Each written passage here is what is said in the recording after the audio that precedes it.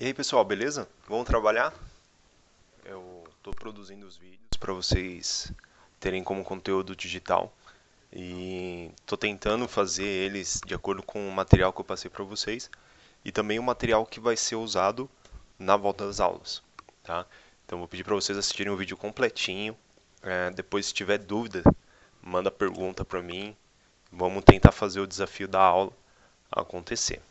Beleza? Então segue o vídeo aí e depois dá aquela curtida, né? Faz aquela inscrição no canal. Tô brincando, o objetivo não é esse daí. Mas vamos trabalhar. Vamos começar a trabalhar os conceitos, né, desse trabalho aí que eu mandei para vocês. E logo em seguida a gente vai trabalhar isso daí na prática, né? Eu mandei uma planta baixa para vocês, que o desafio é justamente vocês fazerem o dimensionamento dela, tá? Isso dá para vocês fazerem de casa. Só pegar o papel, caneta, calculadora. Vou mostrar para vocês também onde vocês podem visualizar a norma na íntegra, né? Sem ser necessário vocês terem que baixar ela, tá bom? E, e logo em seguida aí eu passo para vocês esse conteúdo, tudo bem?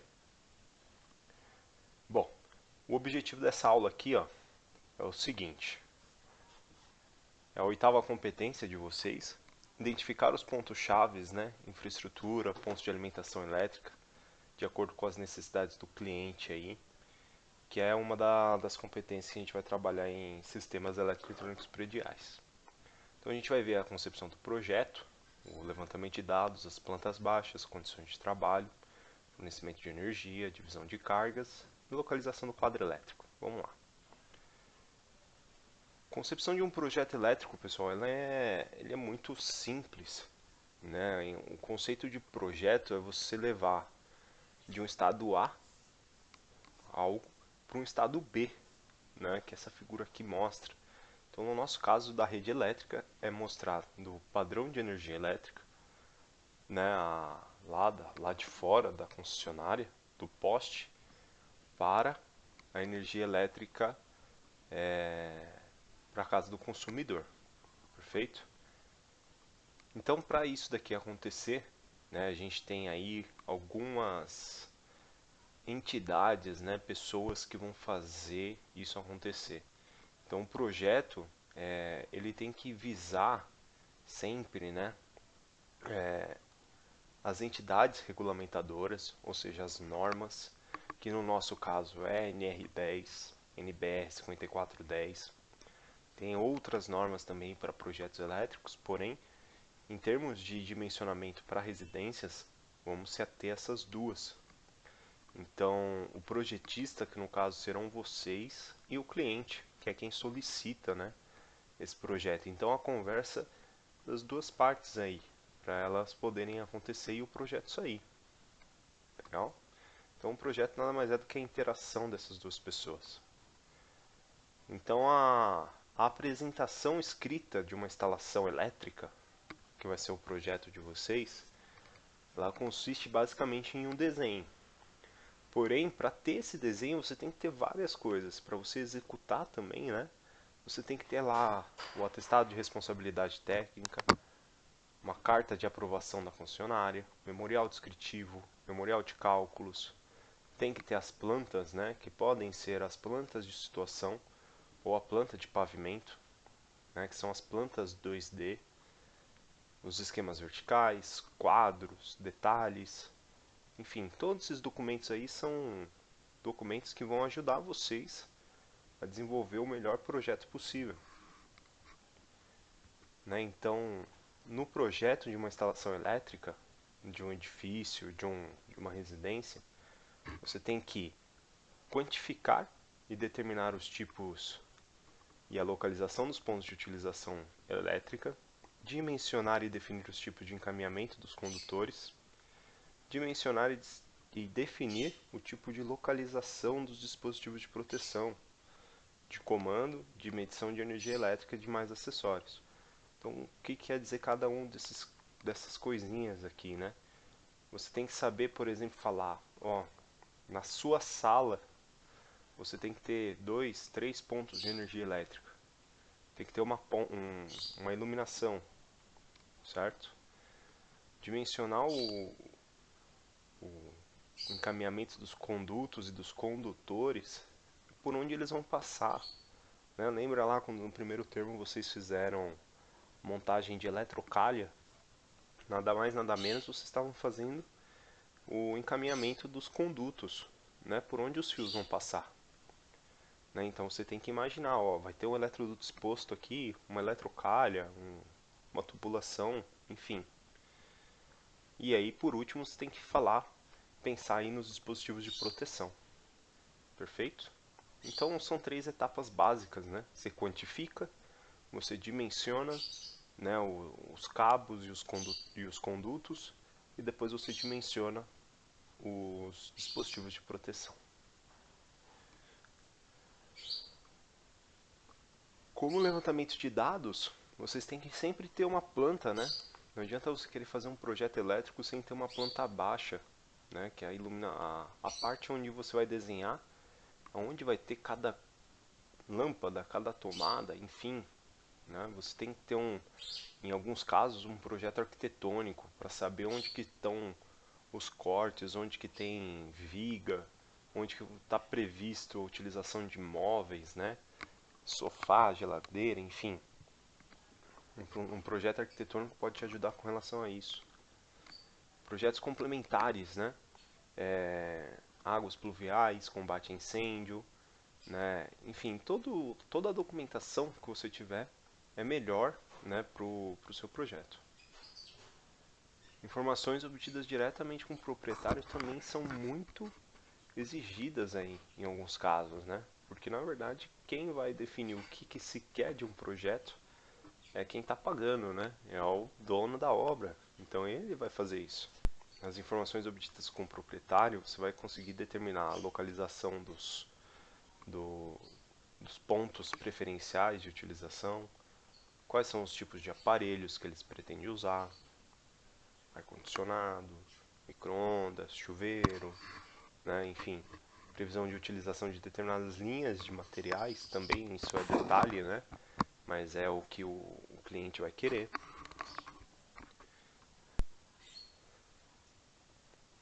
Previsão de futuros acréscimos de cargas do sistema, né? Então, por exemplo, o cara já está pensando numa obra, qual que vai ser o puxadinho daqui 2 anos que ele vai fazer para um futuro filho que vai ter, né?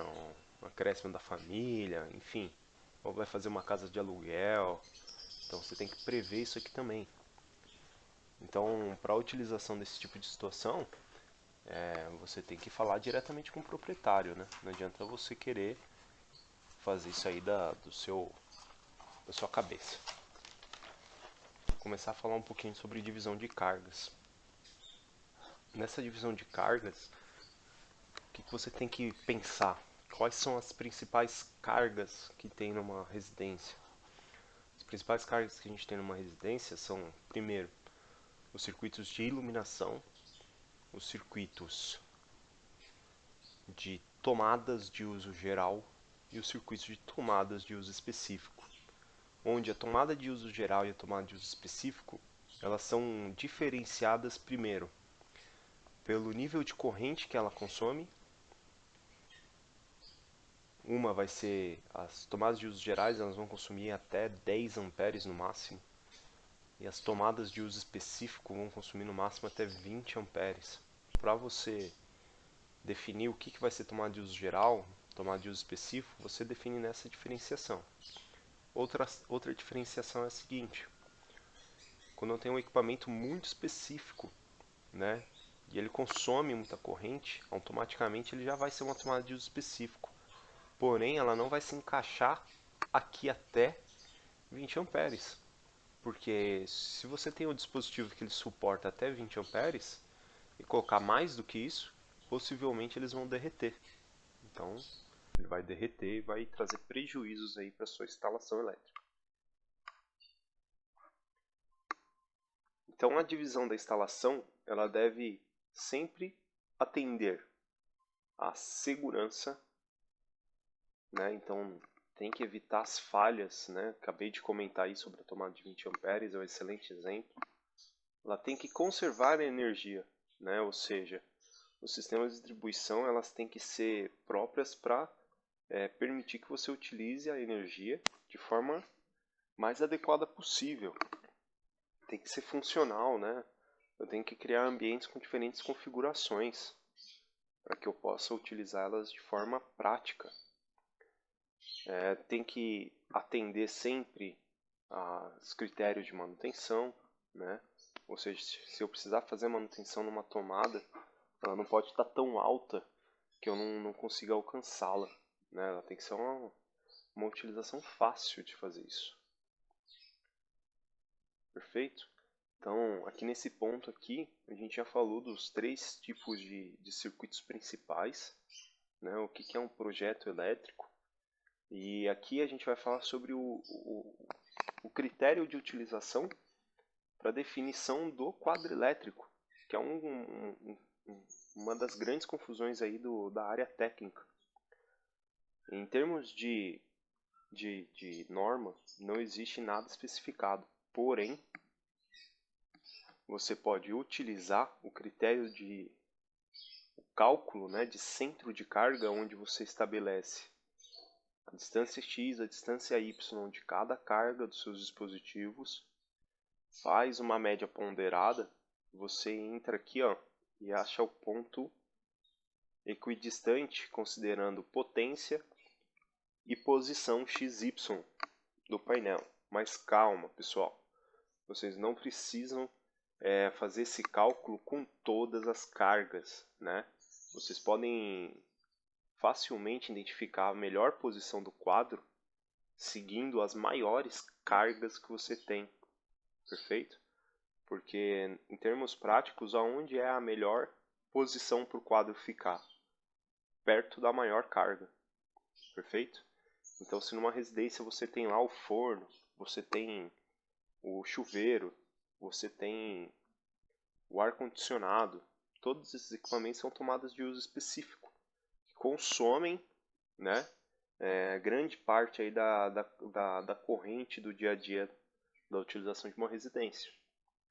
Então, dessa forma, você vai colocar o seu quadro próximo dessas maiores cargas. Então, você vai ver ali um ponto que fica nem tão distante, nem tão perto da maior carga, para que você consiga passar o fio, né? Consiga imaginar o eletricista passando o fio de uma maneira rápida para aquele ponto de utilização. Né? Então, se você observar aqui nessa figura, né? O ponto de utilização elétrica ele está bem próximo de todas as cargas aqui. Porém, você vê que ele não está colado em nenhuma, né? Se eu fosse colocar esse ponto aqui, onde seria o quadro elétrico aqui, né, ele ficaria distante para muitas outras cargas, certo? Então, qual que é a regrinha aí? Coloque a carga sempre próximo do maior ponto de consumo.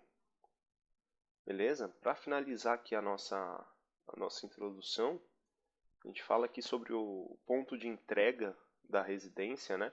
Ela pode ser dada em 3 modalidades, A, B e C.